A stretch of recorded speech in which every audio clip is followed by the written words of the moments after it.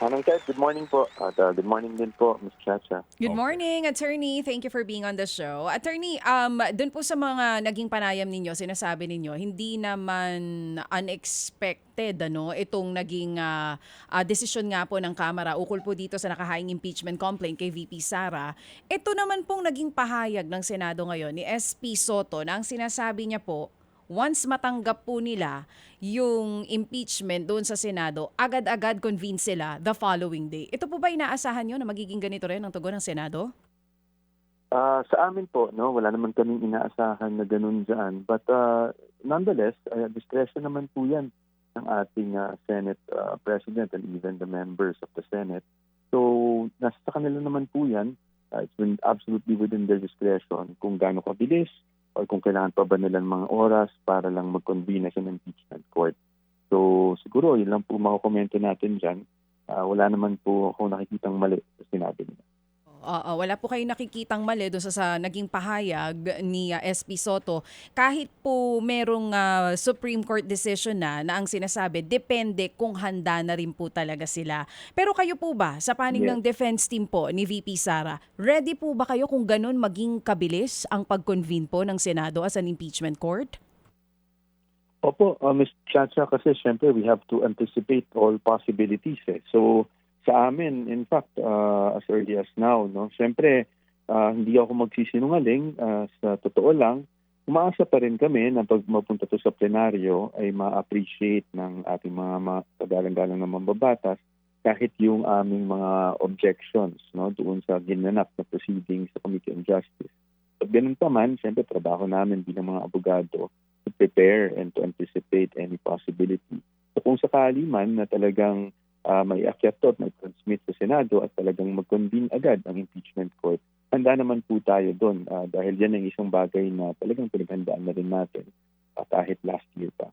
Handang-handa na po kayo. Though narinig ko po sa isang pahayag niyo, Attorney Michael, kung matutuloy na po yung trial sa Senado, hindi sa lahat ng hearing pupunta po siya. May mga pagkakataon na hindi sisipot si VP Sara. Yun po ang intindi ko. Tama po ba yun? Kasi po, sisipot lang naman po ang ating Vice Presidente kapag kinakailangan. So, as you can see dun sa mga previous impeachments na naganap natin, yung impeachment proceeding laban sa Pangulong Estrada, dun po sa impeachment ni the late former Chief Justice Corona, hindi naman po sa lahat ng trial date ay nag-a-attend. So, titingnan lang po natin kung saan kinakailangan mag-attend o kung merong incident sa isang hearing na kung saan kailangan talaga nandun ng Vice Presidente, doon lang naman po kinakailangan na pumunta ng Vice Presidente in person sa trial. Attorney, puntahan ko lang itong binahagi po ng isa sa mga abogado po ni VP Sara, no? Si Attorney Paul Lawrence Lim. Sabi niya rito, no? Evidence is curated, even spliced, context is ignored, opinion is substituted for facts, guesswork is presented as investigation results, no? Ito po yung kanyang binahagi kahapon sa reaksyon nga po sa nangyari. Sa nangyari ho ba itong last hearing? Ito ba tungkol lamang doon po sa video na iniharap ng NBI kung saan nga pinagbabantaan ng Vice Presidente ang buhay ng First Family? Manong Ted, ang pagkakaintindi ko, because si Attorney Lim is not part of the defense team. No? Siya ay lawyer doon sa, although kasama ko siya doon sa DOJ case. No? Kasi doon sa may sinampang reklamo laban sa Vice Presidente last year pa on grave threat and inciting sedition. Ito yung pinag-uusapan nung huling hearing. Okay. I think he was pertaining to that alone. Kasi yun lang naman yung authority niya no, pagdating dun sa kaso ng grave threat. I think what he meant, but again, I don't want to put words into his mouth. I hope he can explain it himself. Okay. Pero I think yung pananaw niya doon is hindi kasi napakita yung buong konteksto nung mga pahayag ng ating Vice Presidente doon sa press conference. Okay, sige. So, klaruhin ko lang po, no? Mabuti nga po yan kasi ngayon ang impression ng marami bahagi sa defense team dito po sa impeachment itong si Attorney Lim. Siya ho pala ay abogado doon sa case na isinampa. NBI po ito ho, pertaining doon sa video na napanood natin itong huling hearing. Okay, ngayon. So, puntahan pa rin po natin to, Attorney, itong video na ito. Opo. Opo. Napanood niyo ho ba yung presentation ng NBI dito? Opo. Opo, sige. Nakamonitor naman tayo buong hearing. Opo. Attorney, ako ho, pinanood ko rin ito. So, Opo. ako na mamamayan, meron bang tamang context na dapat kong isipin noong nagmumura po at kitang-kita ko naman, attorney, I mean, sabi nga ho, kayo ho no, Opo. na mga abogado, res ipsa loquitur. Opo. Panoorin mo yon, Opo. kitang-kita mo, nanlilisik yung mata ng Vice Presidente at ang lutong ng kanyang mura. Ano po, at yung pagbanggit ng pangalan, dahan-dahan, ganun po. Sa ganun po napapanood namin, ano bang konteksto dapat namin tanggapin yon? Well, sa amin po, aming pananaw, of course, Manong Ted, I hope you would indulge me na I cannot disclose the full legal strategy pertaining to this allegation kasi baka masama talaga ito sa articles of impeachment. So ayaw naming magbigay kaagad ng full defense namin. Pero siguro sa very general comment na magbibigay ko, unang-una dapat talaga natin kumbaga pag-isipan yung or i-consider yung konteksto kung ano ba yung nangyari noon, bakit nagkaroon ng press con na gano'n, ano ba yung naramdaman na panggigipit ng panahon na yon. Pangalawa, I think ang isa na specific na pwede kong sabihin, parang may nagka-misinterpretation din kasi no doon sa wording, hindi ba doon sa hearing, one of our honorable congressmen or members of the Justice Committee raised yung sinabi na ni Vice President na huwag kang mag-alala, huwag kang mag-alala sa security ko, may nakausap na ako, di ba? And then it led to an insinuation na baka yung nakausap daw ay parte ng security, etc. Medyo may, para sa amin, with all due respect, of course, to the congressman who raised it, medyo may misinterpretation doon, no? Because hindi kasi nga napakita yung ano ba yung tinanong sa Vice Presidente kaya siya sumagot ng ganon.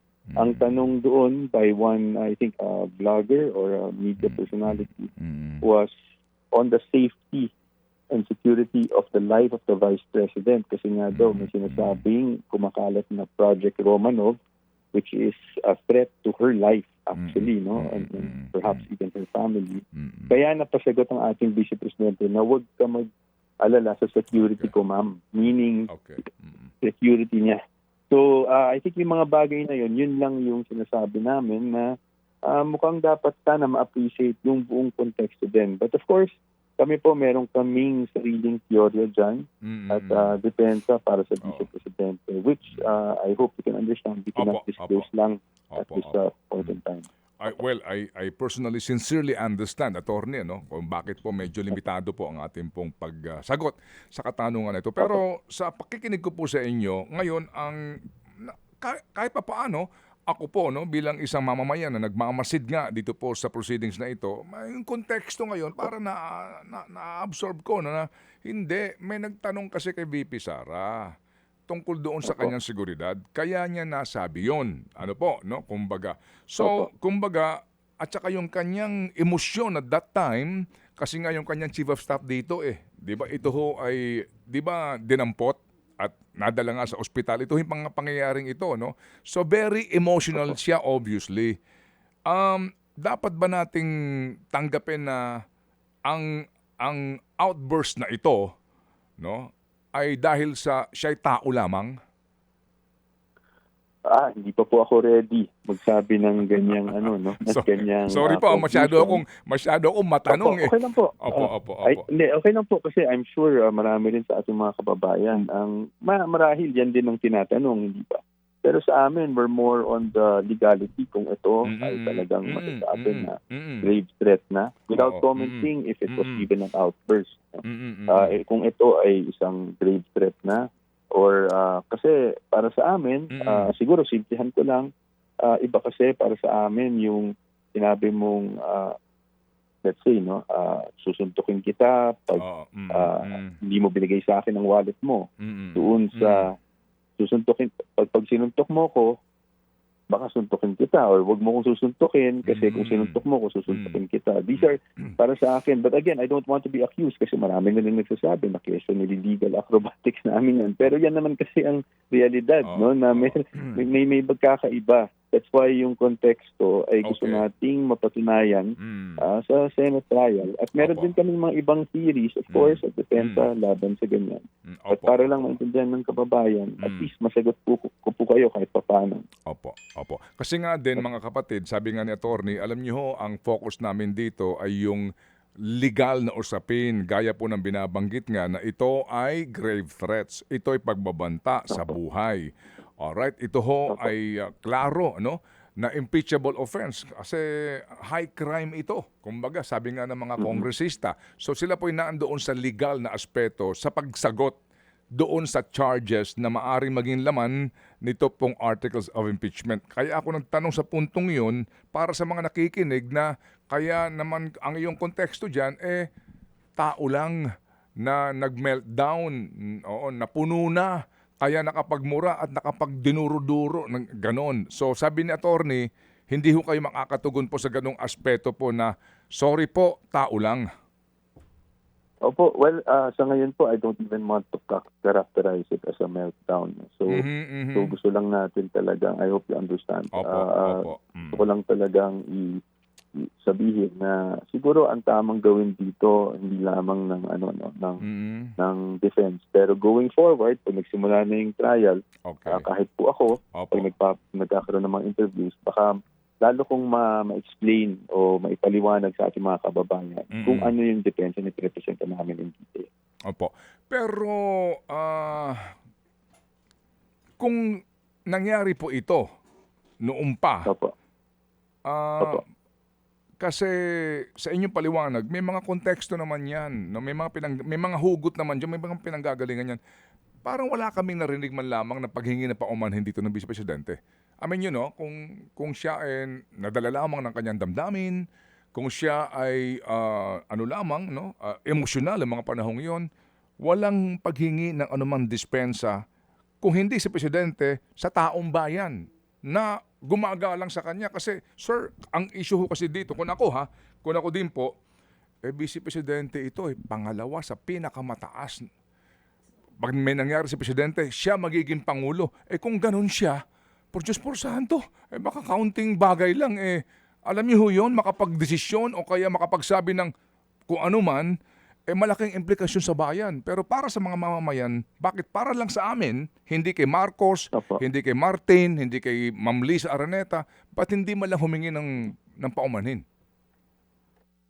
Ay, hindi po ako makakapagsalita para sa Vice Presidente ukol dyan. No? But again, Manong Ted, sa akin talaga, and I don't want to be unresponsive sa mga tanong nyo.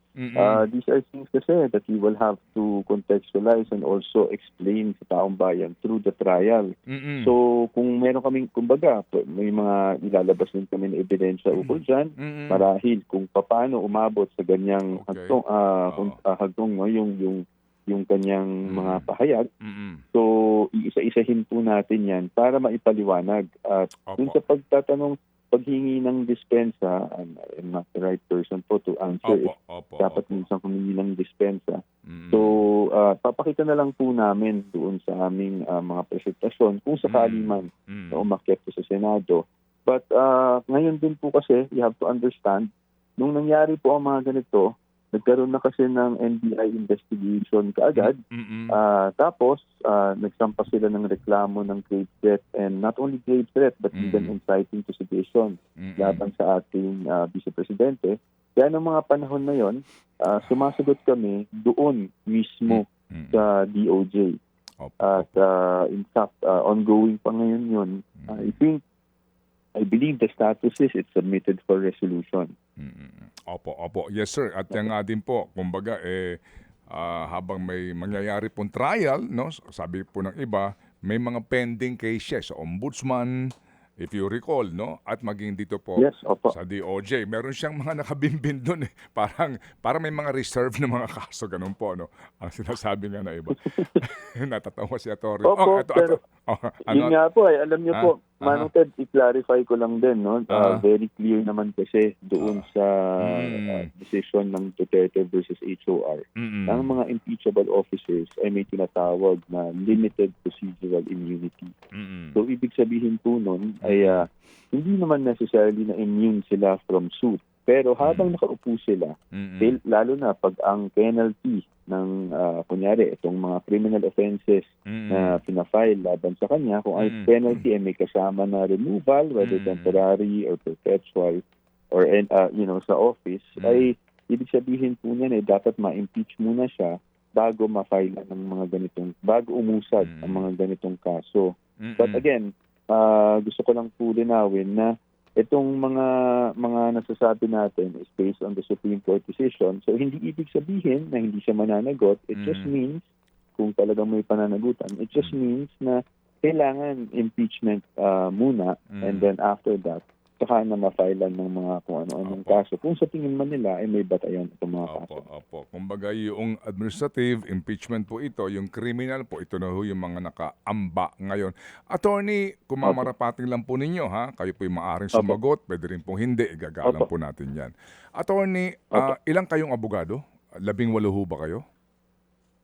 16 po sa ngayon, pero lagyan ko lang po ng konteksto, Manong Ted, kasi lumalabas parang ang dami-dami naming abogado, no? Kaya po umabot ng 16 yan kasi we're working with law firms, no? Kumbaga, for example, ako may sarili akong law firm ko, and then yung Fortuna Narvasa, which is really the lead law firm here, we engage them. We are collaborating with them, kaya kami naging 16. So, ibig sabihin, mga associates po kasi yung iba dyan, ng mga law firm, and then we're working as a team. But it doesn't mean na meron tayong 16 na individually na na-engage na lawyers. Doon mismo, opo. Yung nga po para mas klaro. Pero attorney, ito po, kasi alam niyo ho, ang klasifikasyon nga, di ba, sa mga abogado, merong abogado de Campanilla, may abogado de Batinga, as in, yung pong Narvasa Law Office na yan, hindi ho naman maitatanggi din. Isa yan sa mga kinikilala. And ang impresyon kaagad, mamahaling abogado yan. So, dito po sa isyong ito, sa problemang ito, sa kasong ito, mawalang galang lang, sino nagbabayad sa inyo? Ito ho ba'y pwedeng gastusan? Official ho kaya ito na pwedeng sabihin na ang pondo ng OVP ay pinapayagan ng batas na gastahin para sa kasong ito to pay all her lawyers kasi ito naman ay official function, kumbaga. Ay, hindi po, Manong Ted. Again, I cannot, because of attorney-client privilege, at siyempre ethical reasons, we cannot disclose kung ano yung detalye ng aming engagement. Pero masasabi ko sa inyo ngayon na definitely hindi po pondo ng OVP ito. Dahil ang kaso, kahit na in relation to her office, is personal to the Vice President as the impeachable officer.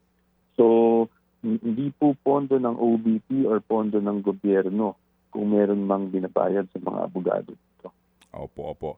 So, hindi pera ng bayan ang ipambabayad kung may bayad man dito sa mga abogado na siya magtatanggol sa Vice Presidente. Tama po kayo doon. Opo. And thank you for at least putting that on record para hindi naman isipin ng tao na taxpayers' money ang ginagamit. Opo.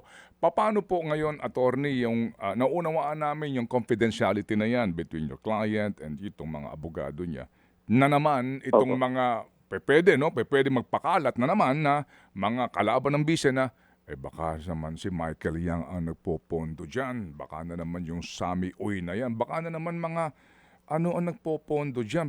Paano ho kaya natin po sasagutin yun? Wala pong ganun nangyayari, sa amin, our engagement is strictly and directly with the Vice President. So, sa akin po, gusto ko po pabulaanan yan.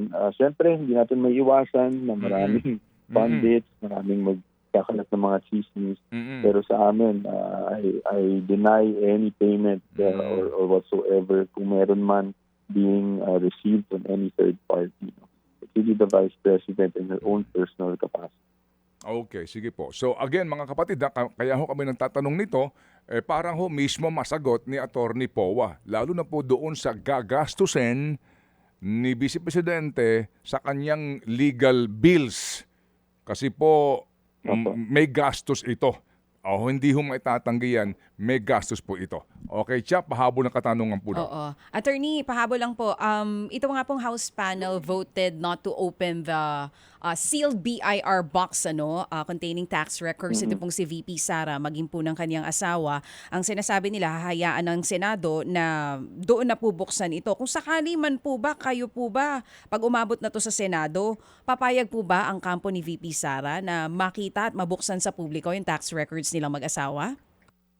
We'll take it one step at a time, Ms. Chacha, kasi sa amin wala pa kami doon, no? Kasi sa ngayon, as you know, hindi naman kami yung nag-oppose mismo doon sa pagbubukas ng box. It's really the BIR, because we also cannot compel them to violate, no, the provisions of the tax code.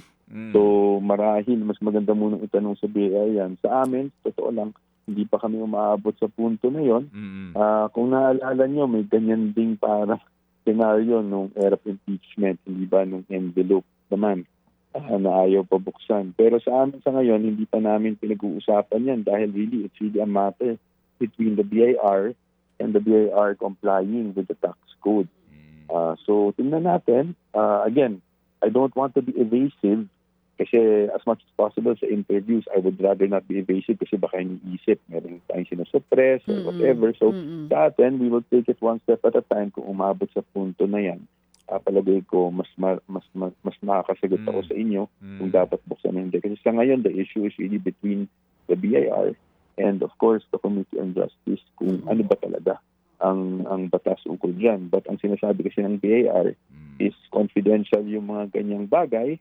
Pagdating naman sa I think may nabanggit sila na only in aid of legislation and executive session, at yan yung pinagtatalunan nila dahil hindi nga in aid of legislation yung nangyari. Although nakita naman natin na hindi na nabuksan yung box, kung mag-figure, so hindi marayo na talagang maging issue yan, no, pagdating sa Senate trial court kung talagang aakyat.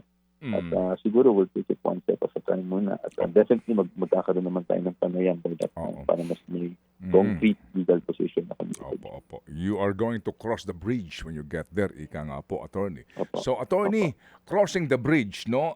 May 13 ang sinasabi sa mga balita ngayon, wala pa ho namang confirmation dyan, na posibilidad, no? Ito ho sa Manila Standard, I think, ang kanila pong headline today, kung babasahin ko, Senate impeachment trial likely to start May 13.